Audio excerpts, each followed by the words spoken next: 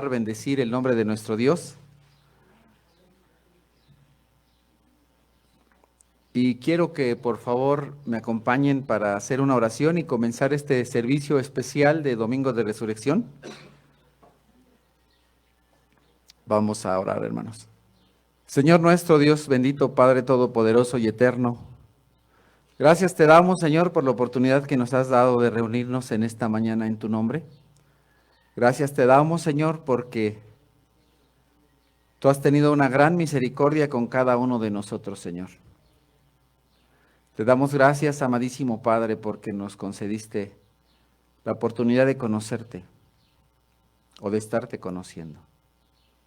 Señor, te quiero suplicar, por favor, Dios nuestro, nos guíes durante este día, de tal manera que todo cuanto se haga, todo cuanto se diga en este lugar sea grato a ti, a tus ojos, a tus oídos. Eres bendito, Señor. Por eso estamos aquí, en tu honor y por tu nombre. Gracias te damos en Cristo Jesús. Amén.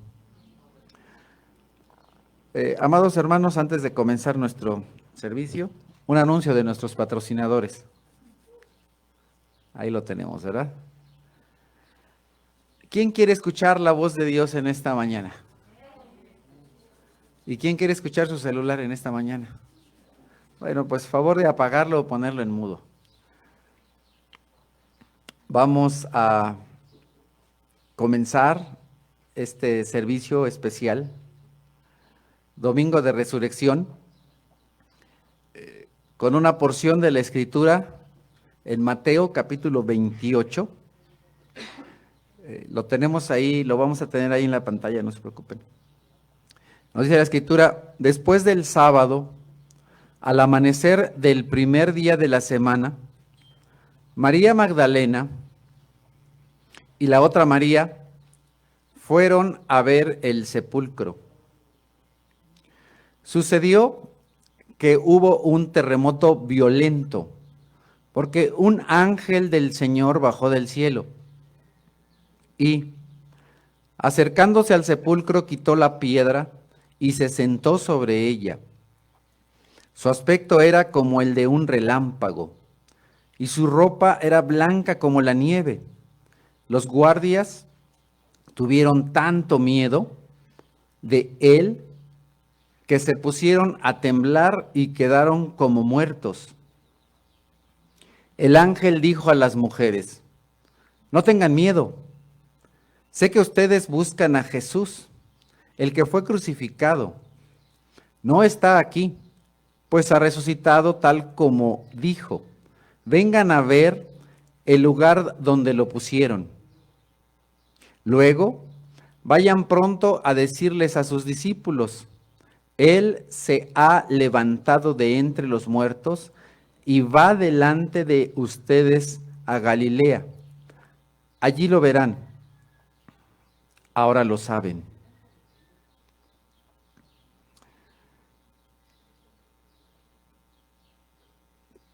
Después del sábado, es decir, el domingo, ¿verdad? Al amanecer. El amanecer normalmente es a las 6 de la mañana. En el horario normal sería alrededor de esta hora, a las 6 de la mañana. Se levantaron ahí María Magdalena y la otra María. Y entonces viene un terremoto violento causado por un ángel del Señor. Los ángeles son seres poderosos, son seres grandes en potencia.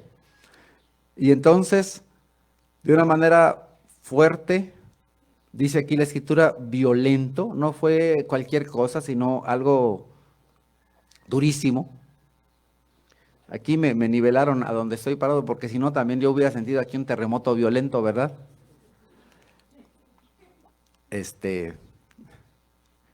Iba a hablar de un meme, pero mejor no digo. De algo violento también, ¿verdad? Y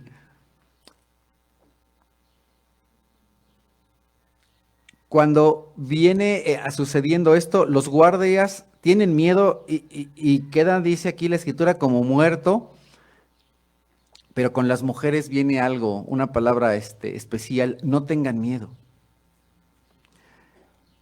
Pero bueno, si vemos a un ángel con ese resplandor, con ese poder, con esa fuerza, pues ¿quién no va a temblar de miedo, verdad? Si las mujeres aquellas eran chinitas, pues seguramente se les pusieron los pelos como a mí, ¿verdad? Del terror. No solamente un ángel malo te da terror, los ángeles, aunque sean de Dios, pues son seres terribles, son seres grandes, poderosos, tremendos. Y entonces hay asombro y hay cierto temor en las mujeres, pero no tengan miedo, les dice el ángel. Así que las mujeres se alejaron a toda prisa, estamos en Lucas 24. Así que las mujeres se alejaron a toda prisa del sepulcro, asustadas pero muy alegres, y corrieron a dar la noticia a los discípulos. En eso Jesús les salió al encuentro y las saludó. Ellas se le acercaron, le abrazaron los pies y lo adoraron. No tengan miedo, les dijo Jesús. Vayan a decirles a mis hermanos que se dirijan a Galilea y allí me verán. Ahora, esto lo encontramos en Mateo, pero Lucas también nos narra este suceso. Lucas 24, comenzando en el versículo 1. Y nos dice la escritura, el primer día de la semana, muy de mañana, las mujeres fueron al sepulcro, llevando las especias aromáticas que habían preparado. Encontraron que había sido quitada la piedra que cubría el sepulcro y al entrar no hallaron el cuerpo del Señor Jesús. Mientras se preguntaban qué habría pasado, se les presentaron dos hombres con ropas resplandecientes. Asustadas, se postraron sobre su rostro, pero ellos les dijeron, ¿por qué buscan entre los muertos al que vive? Una pregunta muy hermosa. ¿Por qué buscar entre los muertos al que vive? No está aquí, ha resucitado. Recuerden lo que les dijo cuando todavía estaba con ustedes en Galilea. El Hijo del Hombre tiene que ser entregado en manos de hombres pecadores y ser crucificado, pero al tercer día resucitará. Entonces ellas se acordaron de las palabras de Jesús al regresar del sepulcro y les contaron todas estas cosas a los 11 y a los demás. Las mujeres eran María Magdalena, Juana, María la madre de Jacobo y las demás que las acompañaban.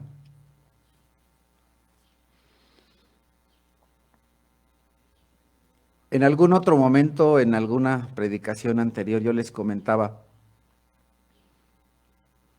que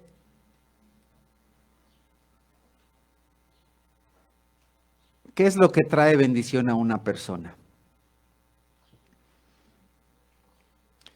Tenemos que ver quién fue primero al sepulcro. Las mujeres. ¿Quiénes tuvieron la bendición de ver por primera vez al Señor Jesucristo resucitado? Las mujeres. Ellas se levantaron temprano, por eso el salmista dice, temprano yo te buscaré. Qué importante es buscar al Señor temprano. Para los que acostumbran a llegar temprano, bueno, sobre todo antes de la pandemia. Ustedes saben que cuando era mi turno de predicar o de dirigir en los servicios, una cosa que normalmente he hecho porque me ha parecido bueno, porque lo he aprendido de Dios, es bendecir. Normalmente en nuestros servicios presenciales hago una bendición especial a los que llegan temprano, porque yo sé que Dios bendice tu fidelidad. Dios bendice a los que honran a Dios. El llegar puntual a un servicio es honrar a Dios. Y la Escritura dice, el Señor dice, yo honro a los que me honran. Por eso es que yo bendigo a las personas que llegan temprano, a las que llegan puntuales, porque tienen una bendición especial. Y aquí tenemos una bendición especial a estas mujeres. ¿Cuál es la bendición? Ver a Jesús antes que nadie resucitado.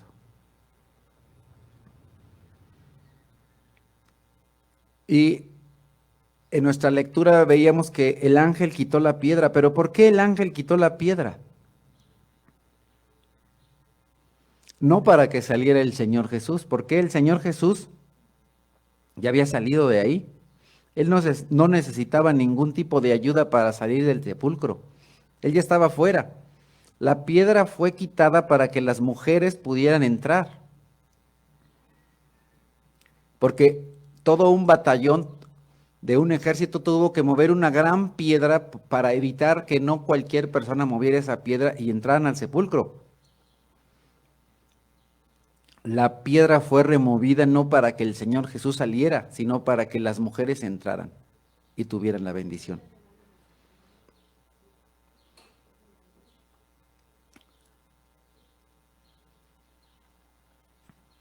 En Lucas 24, no lo busquen, dice la Escritura, al acercarse al pueblo a donde se dirigían, Jesús hizo como que iba más lejos, esto es después de la resurrección, pero ellos insistieron, quédate con nosotros, que está atardeciendo, ya casi es de noche. Así que entró para quedarse con ellos. Luego, estando con ellos en la mesa, tomó el pan, lo bendijo, lo partió y se los dio. Entonces se les abrieron los ojos y lo reconocieron, pero él desapareció. Y él desapareció. Así como él desapareció de la vista de ellos, de esa misma manera él desapareció de la cueva en la cual estaba sepultado. Él salió. Un poquito más adelante en este mismo capítulo dice la Escritura, todavía estaban ellos hablando acerca de esto, es decir, estos hermanos a los cuales se les apareció el Señor Jesús, compartió la cena con ellos y se desapareció. Un poquito después,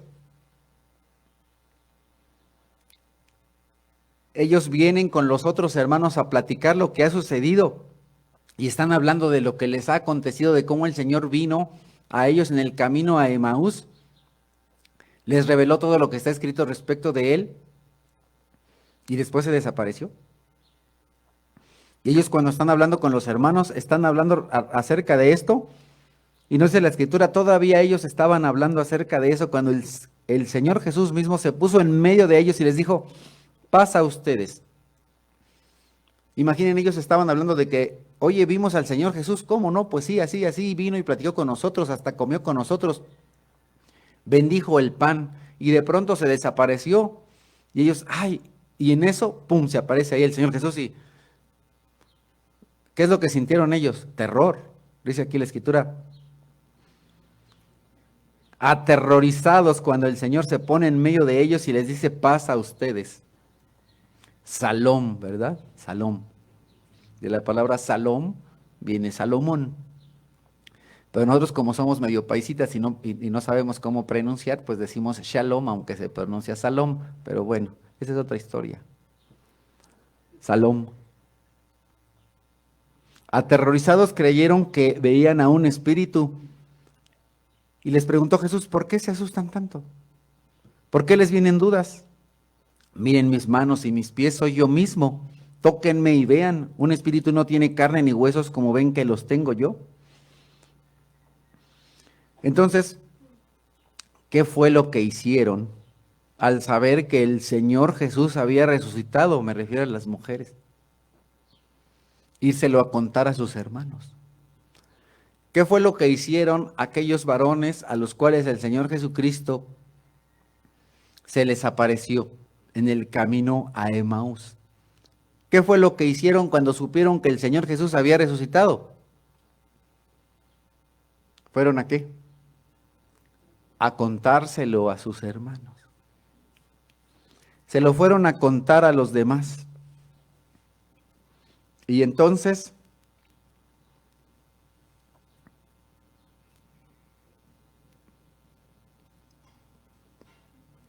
Eso es parte de lo que nosotros también tenemos que hacer. Contarles a los demás que Jesucristo no está muerto, que Él ha resucitado. La primera carta a los Corintios dice en el capítulo 16, cuando lo corruptible se revista de incorruptible y lo mortal de inmortalidad, entonces se cumplirá lo que está escrito. La muerte ha sido devorada por la victoria. ¿Dónde está, oh muerte, tu victoria? ¿Dónde está, oh muerte, tu aguijón? El aguijón de la muerte es el pecado, y el poder del pecado es la ley, pero gracias a Dios que nos da victoria por medio de nuestro Señor Jesucristo.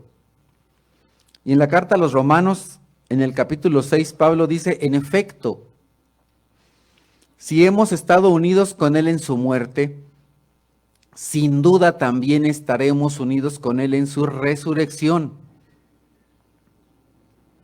Sabemos que nuestra vieja naturaleza fue crucificada con Él, para que nuestro cuerpo pecaminoso perdiera su poder, de modo que ya no siguiéramos siendo esclavos del pecado. Porque el que muere queda liberado del pecado. Y para eso fue que el Señor Jesucristo vino, se encarnó, vivió una vida santa, justa, pero posteriormente resucitó. Y en esa cruz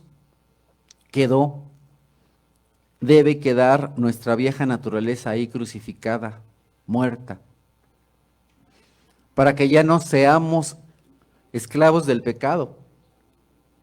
Y ahora nosotros tenemos la gran bendición de compartir el Evangelio, de llevar las buenas noticias de salvación, de llevar las buenas noticias que el Señor Jesús resucitó a otros, a muchos, a todos.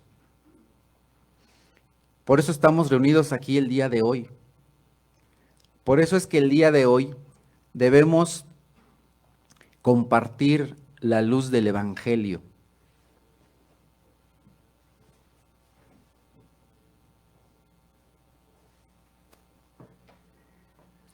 Cuando tú tienes ya el Evangelio, lo que tienes que hacer es lo que dice el Señor Jesús. Encendemos la luz, pero no nos quedamos con ella abajo de un cajón, ni la escondemos, sino que la ponemos en un lugar alto para que alumbre. Así que nuestro trabajo, no solo hoy, sino cada día, es compartir la luz del Evangelio.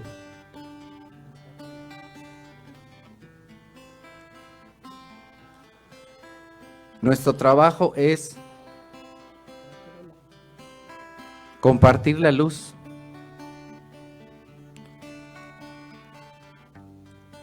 Ya se nos ha transmitido el Evangelio. Y ahora lo que tenemos que hacer con este Evangelio es compartirlo a otros. Tu trabajo es compartir esa luz con el que está al lado tuyo.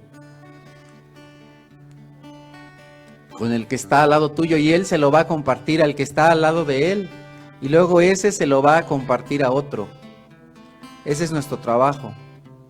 Compartir la luz.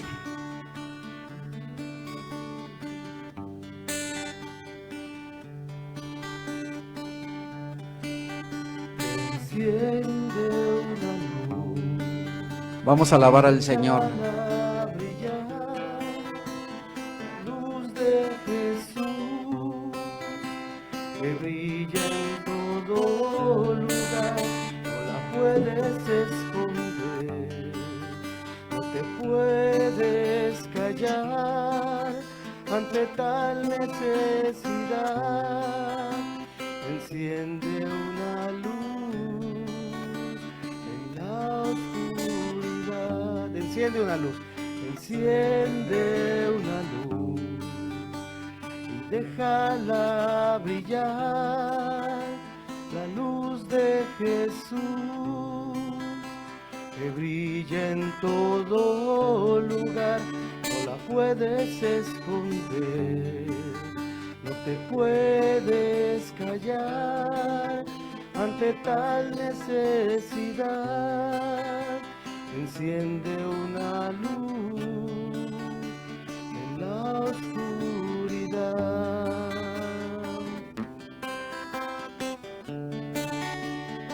Ya todos. ¿Cómo pues invocarán a aquel en el cual no han creído? ¿Y cómo creerán en aquel del cual no han oído?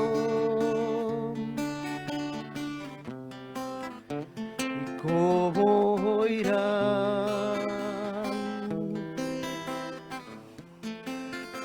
si nadie les predica?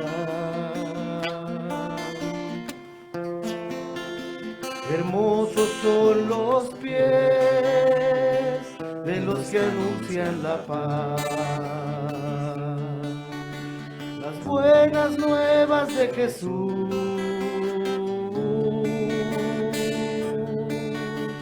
Enciende una luz y déjala brillar, la luz de Jesús, que brilla en todo lugar, no la puedes esconder, no te puedes callar ante tal necesidad.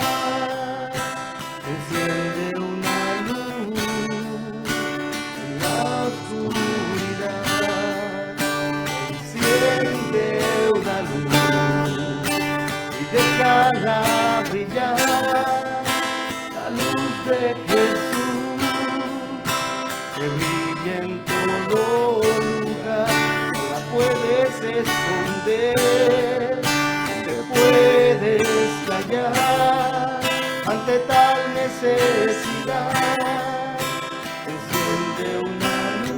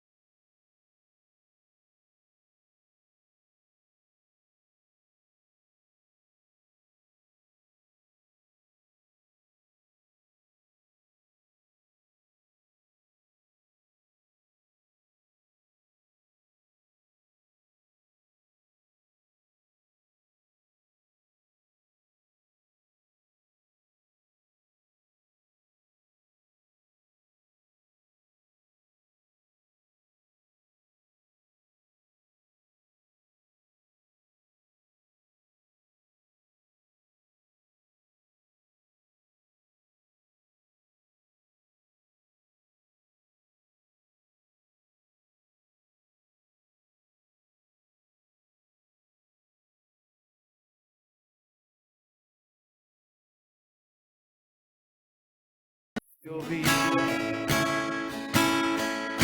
por unos pocos que amaron sus vidas más que a ti. Hoy estamos aquí y nuestra antorcha brilla. Hoy estamos aquí. La misma visión para nuevos y generación que levanta a Cristo en oración, clamando por las almas. Nuestra presión en nuestros corazones, enseñar, Señor de señores, no importa el precio, salva nuestra tierra. Las barcas y las redes, listas hoy están. Una misma visión para nuevos hijos, una generación que levanta a Cristo en oración, amando por las almas. Nuestras posesiones, nuestros corazones, pertenecen al Señor de señores, no importa el precio, salva nuestra tierra. Las barcas y las redes, listas hoy están. Las barcas y las redes, listas hoy están. Amén, hermanos. La gloria es para el Señor. Vamos a continuar nuestro servicio. Les invito a que se pongan en sus asientos en unos momentos.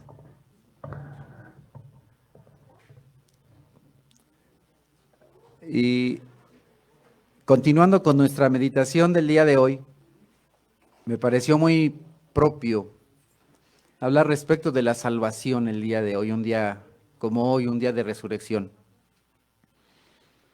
Y hay varias preguntas, de pronto parecen muy simples, pero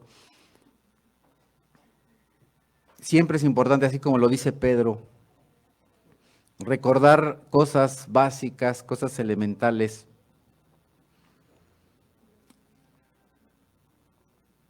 para que no se nos olvide.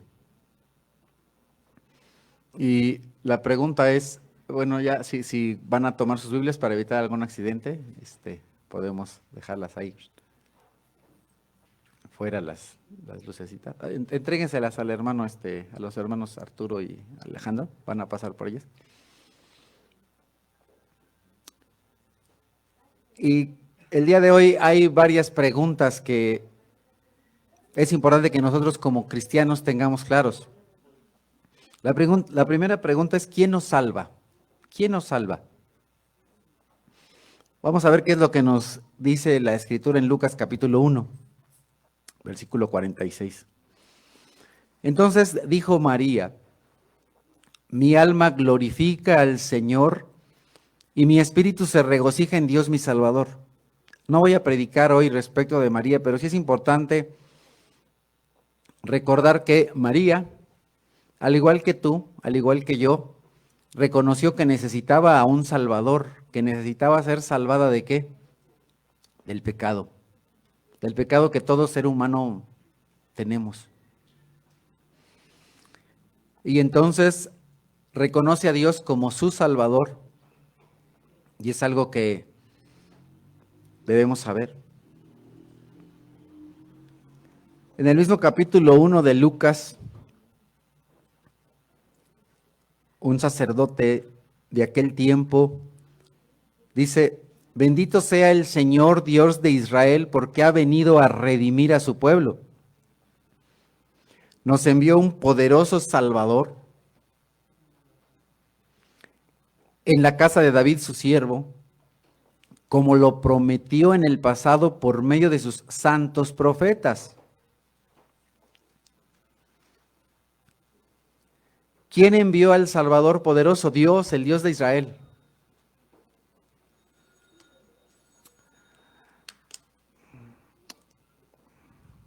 Bueno, creo que vale la pena para los que llegaron un poquito después recordarles que nos hagan el favor de poner sus teléfonos en mudo o apagarlos. No es el tiempo de ver el teléfono ahorita.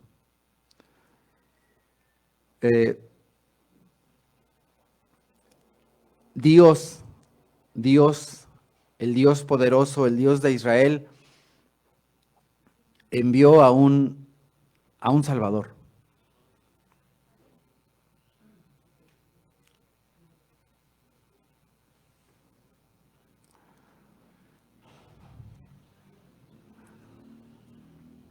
Porque lo había prometido.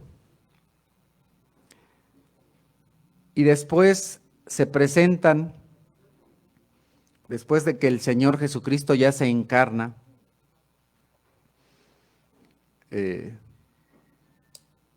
vienen unos ángeles y se presentan delante de unos pastores y les dicen: hoy les ha nacido en la ciudad de David un Salvador, que es Cristo el Señor. Luego en Hechos capítulo 5 la Escritura nos dice: el Dios de nuestros antepasados resucitó a Jesús, a quien ustedes mataron colgándolo en un madero. Por su poder Dios lo exaltó como príncipe y salvador, para que diera a Israel arrepentimiento y perdón de pecados. Nosotros somos testigos de estos acontecimientos y también lo es el Espíritu Santo que Dios ha dado a todos. No, ¿verdad?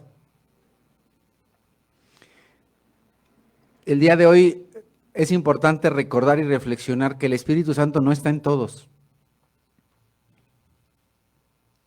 Que Dios no da el Espíritu Santo a todos. Ni tampoco a la persona que hace una oración simple. Y a veces como cristianos nos engañamos y engañamos a otros, y cuántas personas no piensan que son salvos cuando en realidad no lo son. Dice la Escritura que Dios da el Espíritu Santo a quienes le obedecen, a quienes llevan una vida de santidad, a quienes permanecen en la Escritura. Entonces, ¿quién nos salva? Acabamos de ver varias lecturas. Dios, mi Salvador. Dios nos envió un poderoso Salvador. ¿Quién es ese Salvador? Cristo, el Señor. Y Dios lo ha exaltado como príncipe, como líder, como principal, como jefe y Salvador. ¿Quién nos salva? Dios el Padre. ¿Por medio de quién? De su Hijo Jesucristo. Pero ¿de qué nos salva? Muchas personas al día de hoy se preguntan: bueno, ¿y de qué nos salva? ¿De qué nos salva Dios? Voy a tomar un pasaje como principal.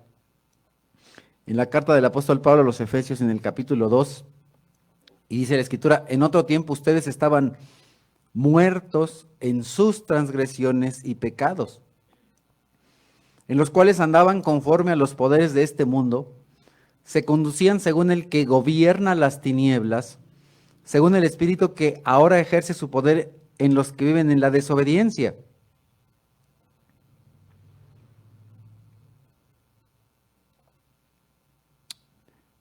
En ese tiempo también todos nosotros vivíamos como ellos, impulsados por nuestros deseos pecaminosos, siguiendo nuestra propia voluntad y nuestros propósitos. Como los demás, éramos por naturaleza objeto de la ira de Dios. Entonces, en este pasaje, si pusiéramos atención, y están ahí resaltado, ¿de qué nos salva Dios? ¿De qué nos salva Dios? de la muerte. En ese orden lo dice la Escritura, de la muerte. Segunda cosa de la que nos salva Dios, de nuestras transgresiones y pecados, de transgredir, de ofender a Dios, de pecar.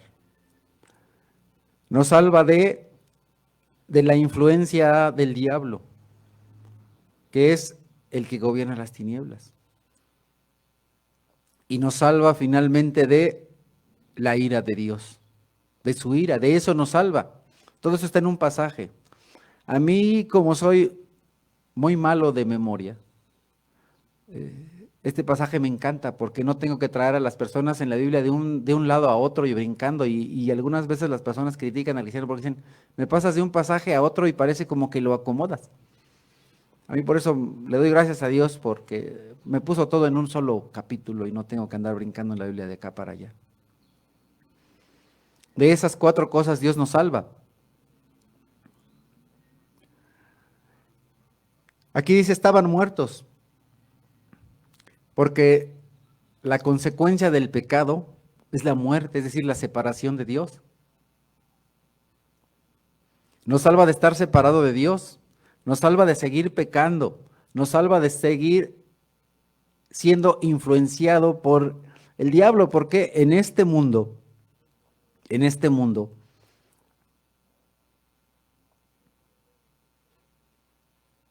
hay una corriente.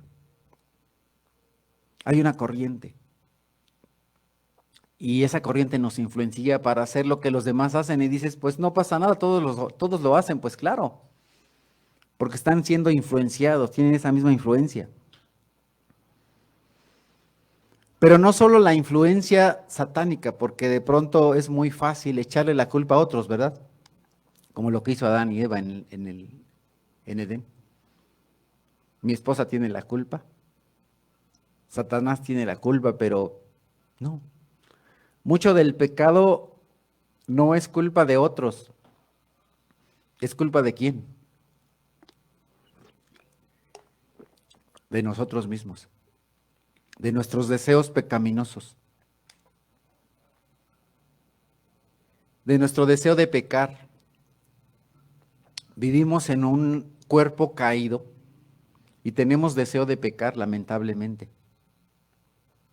Y muchas veces seguimos haciendo nuestra voluntad y nuestros propósitos. Entonces, en este mundo o haces la voluntad de Dios o haces la tuya. Muchas personas en este mundo viven haciendo su voluntad. Y otros buscamos hacer la voluntad de Dios. Entre tanto, las personas sigan haciendo su voluntad, siguen siendo enemigos de Dios. Pero cuando buscamos hacer la voluntad de Dios, entonces dejamos a un lado la ira de Dios. Entonces, nuevamente, ¿de qué te salva Dios? De la muerte, del pecado, de la influencia del diablo y de la ira de Dios. Pero ¿por qué nos salva Dios? Sí, Dios nos salva, pero ¿por qué? ¿Por qué Dios nos salva? Está en el mismo pasaje, ni siquiera tienes que buscarlo. Efesios 2 dice, pero Dios, que es rico en misericordia por su gran amor por nosotros, nos dio vida con Cristo, aun cuando estábamos muertos en pecados. Por gracia ustedes han sido salvados. ¿Por qué te ama Dios? ¿Por qué te salva Dios? Por su gran amor, porque Dios es amor. La Biblia no dice que Dios tiene amor, sino que Dios es amor. Por eso la misma Biblia dice que todo se acabará, pero el amor no se terminará. 1 Corintios 13. ¿Por qué el amor no se termina? Porque Dios es amor. Dios es eterno, por lo tanto, el amor nunca se acaba. Porque Dios nunca se acaba y Dios es amor. Entonces, ¿por qué te salva Dios? Porque la naturaleza de Dios es amar.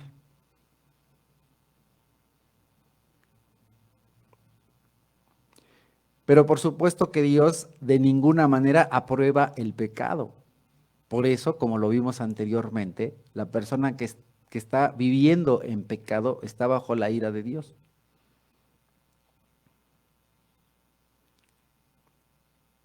Pero ¿por qué más te salva Dios? Por su gracia. Por su gracia. Somos salvados por amor y por gracia. El amor de Dios es grande, es maravilloso. Porque de tal manera amó Dios al mundo que dio a su Hijo único, no tenía otro, para salvarnos. ¿Cómo nos salva? Ya me adelanté, ¿verdad? ¿Cómo nos salva? Mismo pasaje y ni siquiera te tienes que mover. Casi todas las preguntas respecto de la salvación están en este pasaje. Por eso me encanta. ¿Cómo nos salva? Y en unión con Cristo, Dios nos resucitó y nos hizo sentar con Él en las regiones celestiales. Y más adelante, mismo Efesios 2. Porque por gracia ustedes han sido salvados mediante la fe. Si se dieron cuenta, ahí resalté, han sido salvados mediante la fe.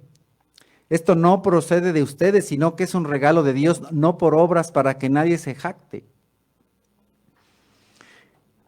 ¿Cómo nos salva entonces? En unión con Cristo. Y el día de hoy, que es un día de resurrección, en unión con Cristo nos resucitó.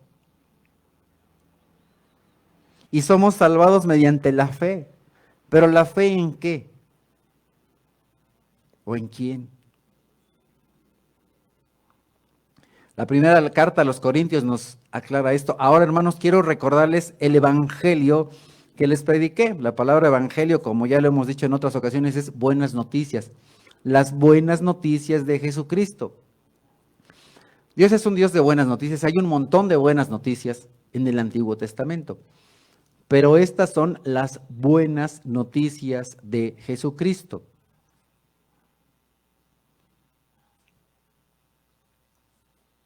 Ahora, hermanos, quiero recordarles el evangelio que les prediqué, el mismo que recibieron y en el cual se mantienen firmes. Mediante este evangelio son salvos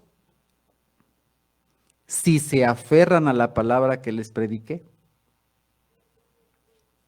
Quisiera que pusieras atención aquí. Dice, son salvos si hacen una oración y ya. A veces las personas piensan que la salvación es eso, venir a hacer una oración y ya. Eso no es la verdadera salvación. Pero como lo dice el proverbio, no tiene la culpa el indio, sino el otro indio que le dice que es cristiano. El que lo hace, compadre, no. La persona no tiene la culpa la tiene aquel que viene y le dice, haz una oración y ya. No. Dice la Escritura, son salvos si se aferran a la palabra, son salvos si se aferran al Evangelio. La persona que no se aferra al Evangelio no es salva. Oye, pero hizo una oración, no es salva.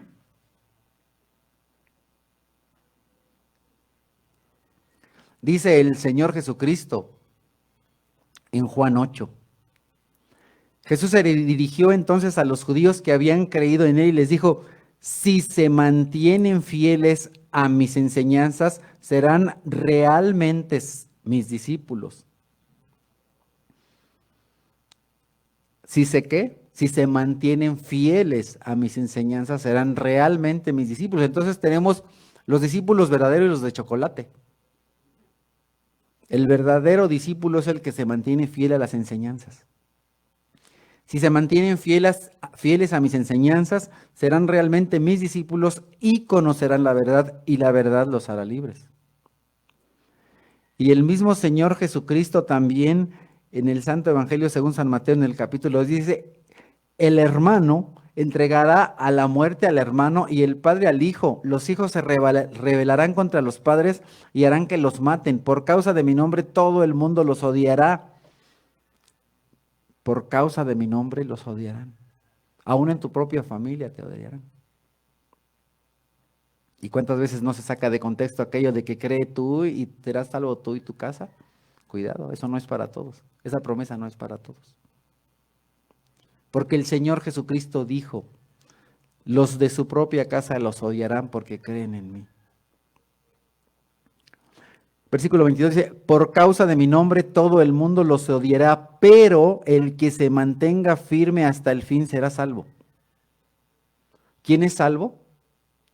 El que se mantiene firme hasta el fin. Y nuevamente en Mateo capítulo 24 dice el Señor Jesucristo, en aquel tiempo muchos se apartarán de la fe, unos a otros se traicionarán y se odiarán. Tenemos gente traicionera al día de hoy. Y gente que se aparta de la fe. Y que te odia o me odia o nos odia. Y surgirá un gran número de falsos profetas que engañarán a muchos. Ya los tenemos. Hay muchos falsos profetas en muchas falsas iglesias cristianas. Habrá tanta maldad que el amor de muchos se enfriará, pero el que se mantenga firme hasta el fin será salvo. El que se mantenga firme hasta el fin será salvo. Entonces la salvación se pierde, no. Simplemente nunca se tuvo. La fe verdadera es una fe, así como lo dice la Escritura en Hebreos capítulo 3. Y lo tenemos ahí. Hemos llegado a tener parte con Cristo, Hebreo 3:14. Hemos llegado a tener parte con Cristo con tal que, esa es la condición, con tal que retengamos firme hasta el fin la confianza que tuvimos al principio. Entonces la verdadera fe, la fe salvadora, es una fe que firme de principio a fin. Tú tienes parte con Cristo si tu fe es firme de principio a fin. Tú eres hijo de Dios si tu fe es firme de principio a fin. Si no, no eres salvo. No eres hijo de Dios. No te engañes. No engañes a otros. Medita si verdaderamente tienes fe. Si tienes la fe verdadera. Esto es a lo que teológicamente se le llama la perseverancia de los santos. El santo persevera. El salvo es santo y se mantiene en fe, permanece en fe, vive en fe.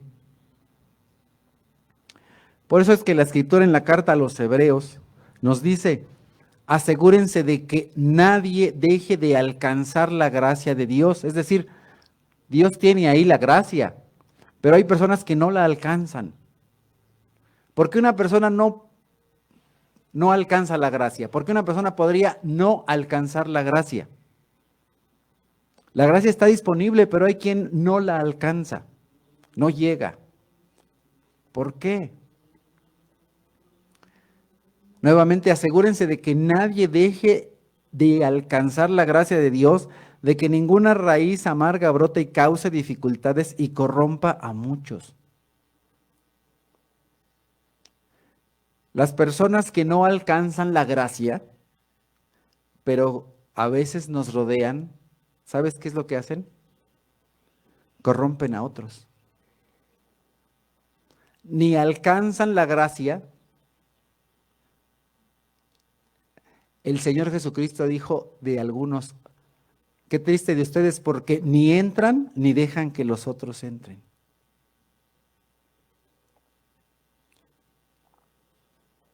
Y de que nadie sea inmoral ni profano como Esaú, quien por un solo plato de comida vendió sus derechos de hijo mayor.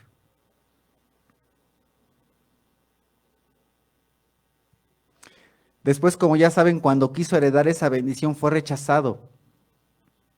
Muchas personas no alcanzan la gracia de Dios. ¿Por qué? Porque son inmorales. Porque profanan el cuerpo que dicen entregaron a Dios. No es posible que una persona que diga que es cristiano viva en inmoralidad. Porque si fuera así, entonces está profanando el templo de Dios. Y entonces casi llegó, pero lástima, no llegó, no alcanzó, no alcanzó a la gracia, la arañó, pero no la tiene. ¿Por qué? Por ser inmoral y profano. A veces las personas dicen, bueno, yo ya soy salvo, hice mi oración, entonces puedo vivir la vida como quiera. ¿Por qué? Porque la Biblia dice que todos mis pecados pasados, presentes y futuros son perdonados. Entonces, ¿qué pasa? Me voy a ir al cielo. Dice la escritura en la carta del apóstol Pablo a los romanos, y si no me falla la memoria, es en el 6. ¿Qué concluiremos? ¿Vamos a persistir en el pecado para que la gracia abunde? De ninguna manera, de ninguna manera. Por tanto, mediante el bautismo fuimos sepultados con él en su muerte, a fin de que así como Cristo resucitó por el poder del Padre, también nosotros llevemos ¿qué? Una vida nueva. Una vida nueva. El verdadero Hijo de Dios, el verdadero cristiano, lleva una vida nueva. No puede persistir en el pecado. Tiene que persistir en la fe. Tiene que persistir en la obediencia. Tiene que persistir. El apóstol Pablo en la carta a los Corintios, en la primera, dice, en el capítulo 5, pero en esta carta quiero aclararles que no deben relacionarse con nadie que, llamándose hermano, sea inmoral o avaro, idólatra, calumniador, borracho o estafador. Con tal persona ni siquiera deben juntarse para comer.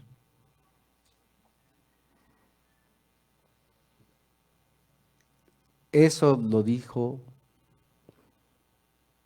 el escogido de Dios. Y es algo que tenemos que saber. Es a lo mismo que hace referencia Hebreos. Ningún inmoral o profano.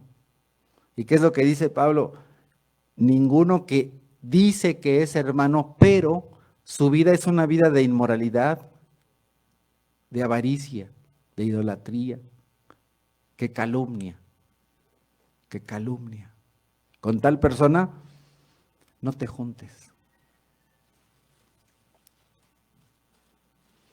Y ese es el verdadero evangelio, el evangelio de la salvación. El verdadero salvo. Continuamos en 1 Corintios capítulo 15, porque ante todo les transmití a ustedes lo que yo mismo recibí. Pero ¿por qué de pronto vengo hablando de esto? Porque ¿cuál es la pregunta? Y no se nos olvide, ¿cómo Dios nos salva? Esa es nuestra pregunta, ¿sí? ¿Cómo Dios nos salva? Con Cristo. Hemos sido salvados mediante ¿la qué? La fe. La fe. Pero la persona que tiene fe se aferra a la palabra. La persona que tiene fe se mantiene fiel a la enseñanza. La persona que tiene la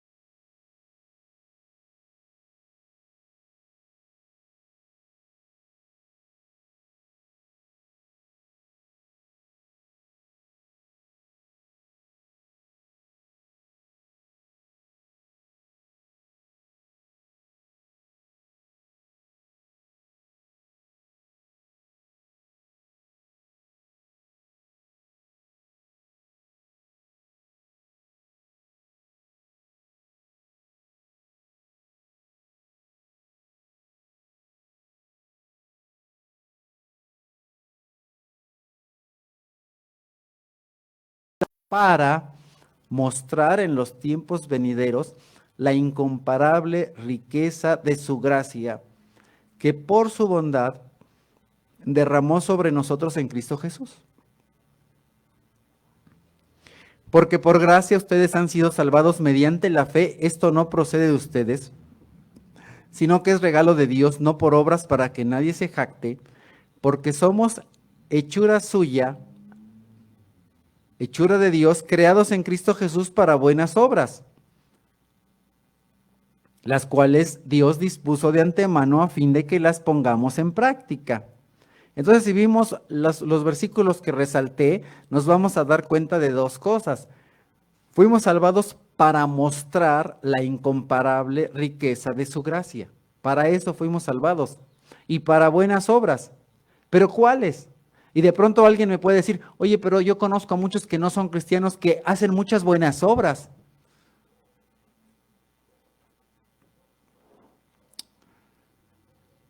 No de acuerdo con el Evangelio. Y es importante aclararlo, porque de pronto tal vez alguien puede tener esa duda o esa pregunta, ¿verdad? ¿Cuáles son las buenas obras o qué son las buenas obras? Y hasta a veces hermanos o hermanas que se dicen, ¿y las buenas obras? O sea, y a lo mejor tu vecino hace más buenas obras que tú. Pero vamos a ver qué es lo que nos dice Dios en la Biblia respecto de cuáles son las buenas obras. Dios nos escogió, mismo Efesios, o sea, ni siquiera nos hemos salido de Efesios, pero en el capítulo 1, Dios nos escogió en Él antes de la creación para que seamos santos y sin mancha delante de Él. En amor nos predestinó para ser adoptados como hijos suyos por medio de Jesucristo, según el buen propósito de su voluntad, para alabanza de su gloriosa gracia que nos concedió en su amado. Esa es parte de las buenas obras.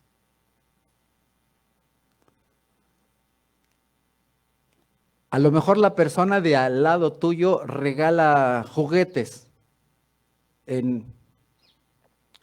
pero ¿es una persona santa y sin mancha? A lo mejor tu vecino regala muchos juguetes, pero se anda revolcando ahí con 3 o 4 vecinas. Ok, regala muchos juguetes, pero ¿es santo y sin mancha? Entonces, regalar juguetes no es la buena obra. La buena obra es ser santo y sin mancha delante de Dios. Ok, esa persona que regala más juguetes que tú en el Día de Reyes, ¿le da la gloria a Dios? Entonces, esa no es una buena obra. ¿Por qué? Porque no está alabando a Dios y tampoco está alabando la gracia que recibió de parte de Dios. Entonces, esa obra no es una buena obra, es una obra de la carne, pero no es la obra de salvación. Esas son las buenas obras. Seguimos en Efesios 1 y dice, en Cristo también fuimos hechos herederos, pues fuimos predestinados según el plan de aquel que hace todas las cosas conforme el designio de su voluntad, a fin de que nosotros, que ya hemos puesto nuestra esperanza en Cristo, seamos para la alabanza de su gloria. Esas son las buenas obras. Alabar la gloria de Dios, dar a conocer a Dios. Reconocer que si tú tienes un trabajo, Dios te lo dio.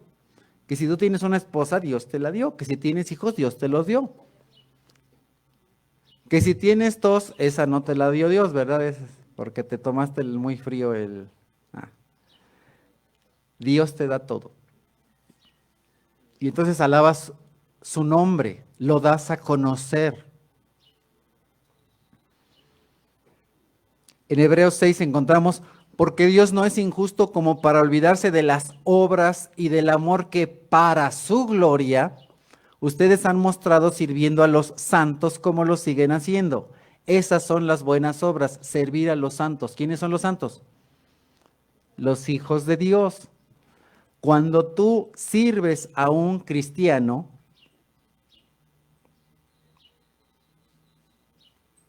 cuando tú sirves a un cristiano, entonces estás haciendo las buenas obras. ¿Y esas buenas obras son para qué? Para la gloria de Dios. Para la gloria de Dios.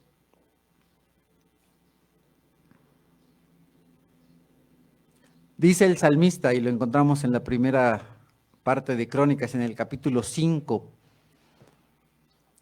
que toda la tierra cante al Señor, proclamen su salvación cada día.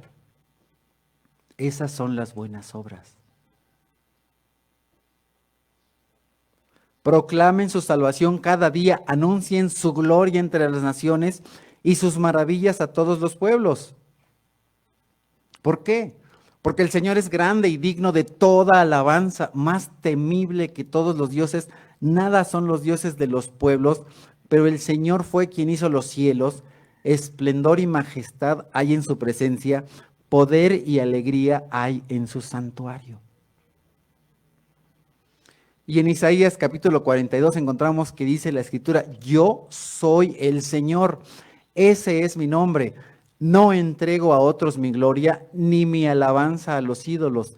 Den gloria al Señor y proclamen alabanza en las costas lejanas. Y nuevamente en Isaías, en el capítulo siguiente, en el 43, dice, trae a todo al que sea llamado por mi nombre, al que yo he creado para mi gloria, al que yo hice y formé.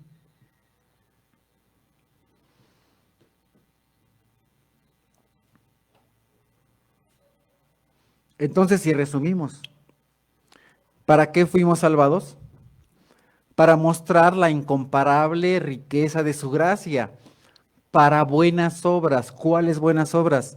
Para ser santos y sin mancha delante de Él, para dar alabanza de su gloriosa gracia, para su gloria, sirviendo a los santos, para proclamar su salvación cada día. Esas son las buenas obras. Y para eso Dios te salvó, y para eso Dios me salvó. Entonces, conoces a muchas personas que dicen que son salvas. Pregunta, ¿hacen esto? Entonces, ¿estarán cumpliendo el propósito para el cual Dios los salvó? Entonces, ¿serán salvos? ¿No?